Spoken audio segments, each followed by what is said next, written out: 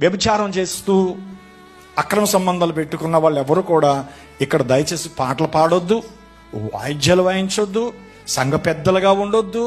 కనీసం మీరు హెచ్చరికలు చేయడానికి కూడా అర్హత మీకు లేదు.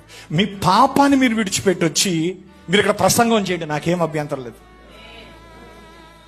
ఏం విడిచిపెట్టి? మీ తప్పిదాలను ఒప్పుకొని వాటిని విడిచిపెట్టి వచ్చి ఇక్కడ పాటలే పాడతారో, ప్రసంగాలు చేస్తారో, పెద్దరికలు చేస్తారో, హెచ్చరికలు చేస్తారో, వాయిద్యాలు వాయిస్తారో, ఏదైనా చేయండి. పాస్టర్కి మీకు ఏమీ తేడా లేదండి.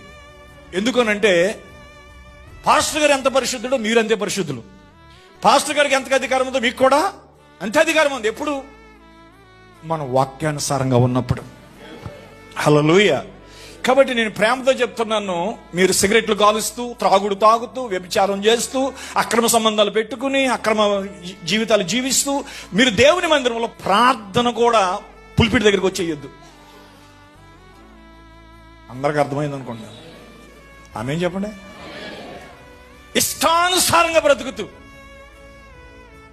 విచ్చలవిడిగా బ్రతుకుతూ, దైవ భయం లేకోకుండా మీరెంత మాత్రం ఇక్కడికి వచ్చి పాటలు పాడొద్దండి, వాయిద్యాలు వాయించొద్దండి, ప్రార్థనలు ఇక్కడికి వచ్చి చేయొద్దండి. అదేంటండి పాపులకు చోటు లేదండి? ఉంది పాపులు చోటు. కానీ పాపాన్ని విడిచిపెట్టుకోవడానికే మనం ఇక్కడికి వస్తున్నాం. పాపాలు ఒప్పుకోవడానికి మనం ఇక్కడికి వస్తున్నాం.